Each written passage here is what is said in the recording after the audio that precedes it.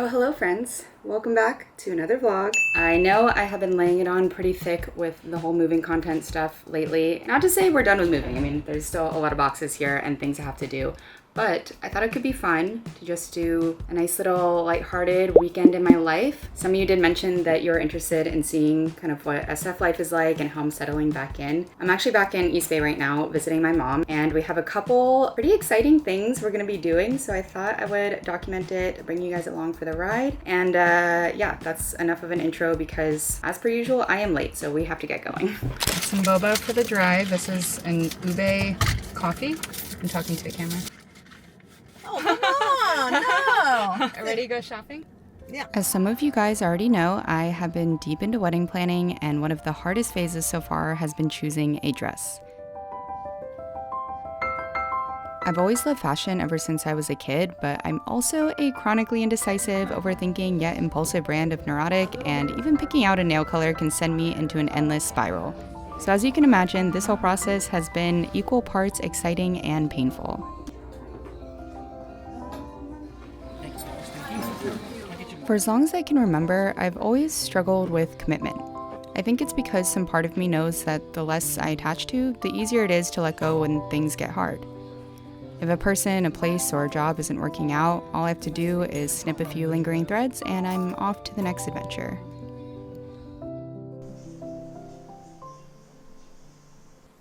Good morning. As you already know, my life has been kind of a mess lately, and because my previous physical activity revolved around Muay Thai and a set gym schedule, I've been finding it really hard to consistently work out ever since I moved. So when walkingpad reached out to me and offered to send one of their new C2 treadmills, I of course had to say yes. Shall we open it?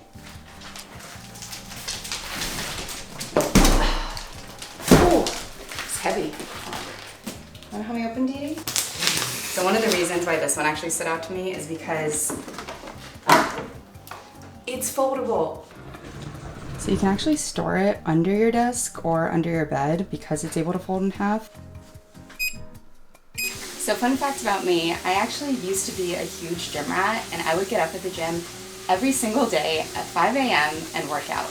And one of the reasons I was able to be so consistent about it was because I would tell myself that the bare minimum I had to do was just walk on a treadmill for 10 minutes and watch YouTube. So because I do spend 8, 10, 12 hours a day at my desk, it'll be nice that I can just get a couple steps in. I'm gonna do a couple hours of work, see how it goes, and I'll report back.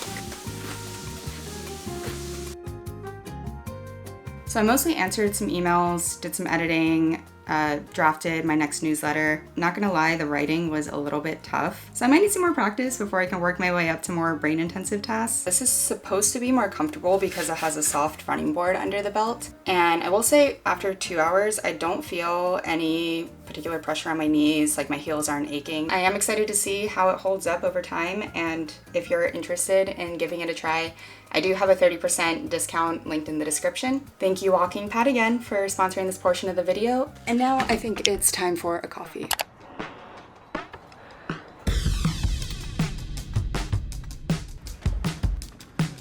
Thank you. Got my Phil's coffee, best coffee in the Bay, the number one thing I missed when I was on the East Coast.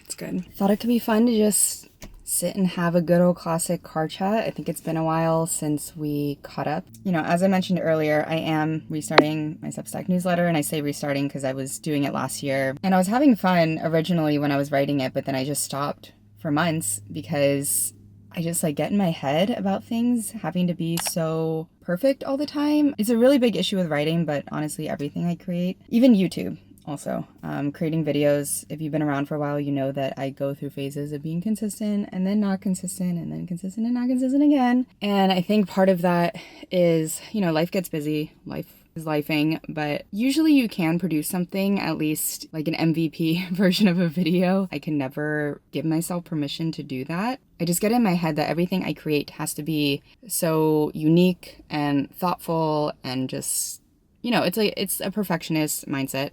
And that's not a bad thing. I think it's good to care about the quality of your work and to want to produce good things. But when that gets in the way of actually putting things out, then it becomes a problem. And the funny part is that I've actually had a lot of people recently tell me their favorite videos of mine and where they think I really shine is doing this, like literally just sitting down, talking to a camera, talking about my experiences or something I find interesting in the world. But for some reason, even with that feedback, I still can't just sit down and talk, you know, like sit down with the camera for 10 minutes, say something, and then upload it, even though I know that in the past that's worked. There's just something that stops me from doing that, and I feel like it's not good enough. I just put so much pressure on myself all the time in every area of my life, and I have such high expectations. And I don't know where that comes from. You know, I didn't grow up with tiger parents or anything. I mean, I am a tiger parent to myself. I think the other thing that's also really messing with my head is the fact that I don't work a traditional 9 to 5 and I do this for a living. And I'm still grappling with telling other people, let alone myself, that this is work and it's a job, and kind of building my, schedules and routines and boundaries around that. But it's been hard because the wedding and moving, it feels like my days for the past month have just been packed with personal things and I haven't been doing a lot of work. How would I be handling all this stuff if I did have a full-time job? What if I was working 9 to 5 and I only had a couple hours in the evening to get everything done? And I remember I was telling a couple of my friends this recently, and I was asking them, like, am I just bad at time management? Because, sometimes the ADHD thing makes me second guess myself, and I'm wondering, like, is this just a thing where I'm not managing my time properly? Because that's always been an issue. But no, like, all my friends were straight up and said, everything you listed that you have on your plate is crazy, and I'm stressed just hearing you talk about it. And when I told Albie this, that, I was talking to my friends about it, and they're like, wow, that's actually a lot of stuff to do. And he's like, well, no shit, I already knew that. Like, yeah, you are doing a lot of stuff. And yet, even with all of this feedback that I'm getting, I still in my head feel so guilty and just feel like I'm not doing things right. I don't know. Okay, I feel like I'm really just rambling at this point. Circling back to the main topic, I was working on my newsletter. I think it's been a really good exercise for me to just learn to write and publish again and not have to have everything be like this huge monstrous essay that's like perfectly worded and everything. So that's how things have been going up here. It's also been about a month now, maybe exactly a month, since we came back from New York and moved back home. And I think when I first came back, I was really struggling a little bit. I mean, I still am.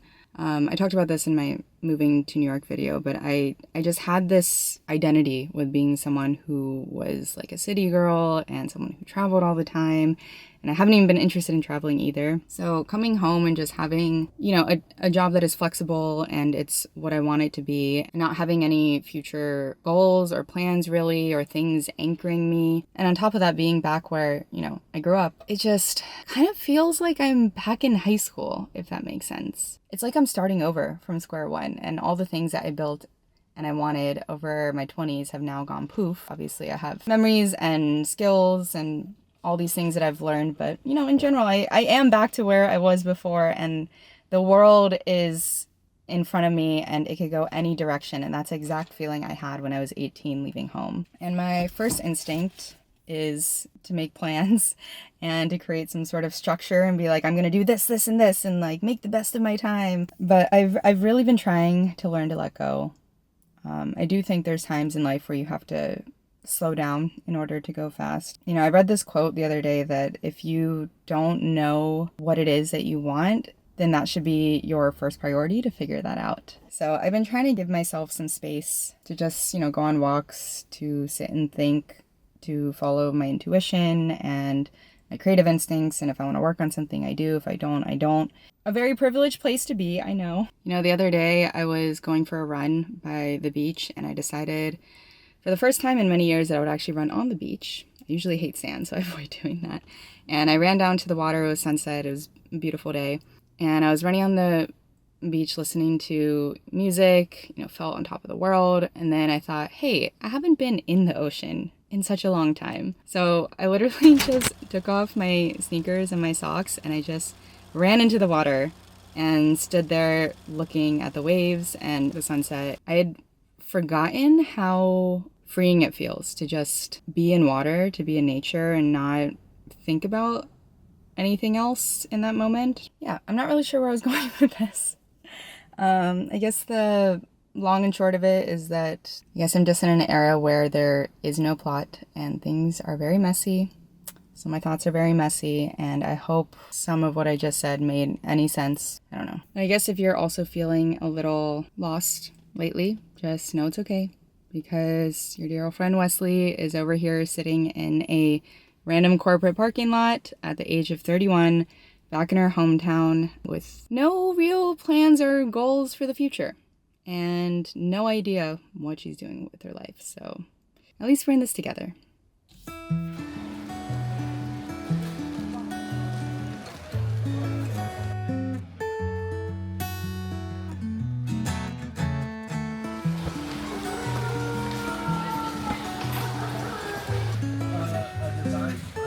It's one of my favorite books that I've read recently, and I think I'm going to get it just to have a copy to lend friends or to reread one day. We're getting a wagon for a secret project. Can you guess what it is? Oh my god. Wait, do I want it? Do I need it?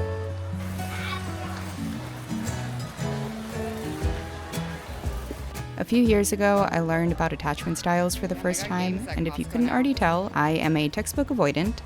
Peak suburbia is hanging out at Costco and getting excited, looking at new things. But I came across this passage by Dr. Amir Levine and Rachel Heller in Attached that gave me a new perspective. Our partners regulate our blood pressure, our heart rate, our breathing, and the levels of hormones in our blood. Dependence on our partners is actually a source of strength, not a liability.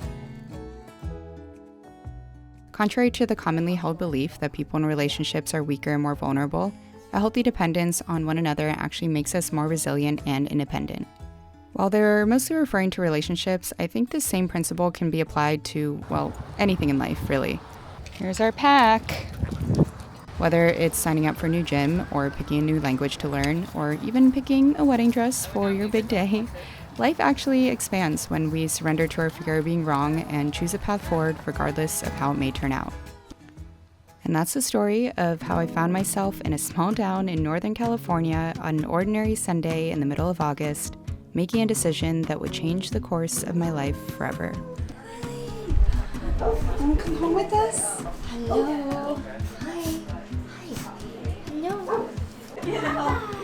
Oh my god. How did they get even cuter? Oh, They grew a lot ever since we've seen them. Yeah, last time they were like that big. Now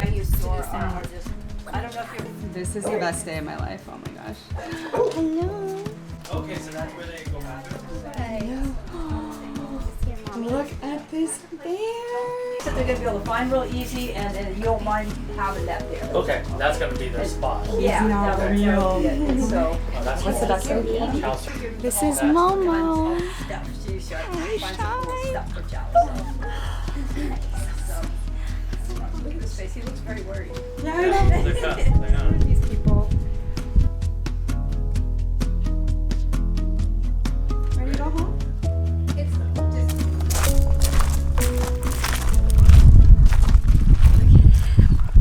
This is our new buddy. New bear. We can take home. Can't do it. Bring it back. When I told my friends that I was getting a dog, most of them were understandably surprised. They had always known me as the girl who was making spontaneous plans for a trip abroad or quitting a job to try something new. I think this is the best day of my life. But when we got off the plane from New York and we were driving home, and Albie turned to me and asked if we were really ready for this, Where do you meet your siblings? I instantly said yes. I once heard that the key to life is to run towards the things that scare you but still compel you. And when I turned 30, I told myself that I was going to stop running and start building. I still can't say that I know exactly what I want out of this next chapter, but I have a feeling that I'm getting a little bit closer every day.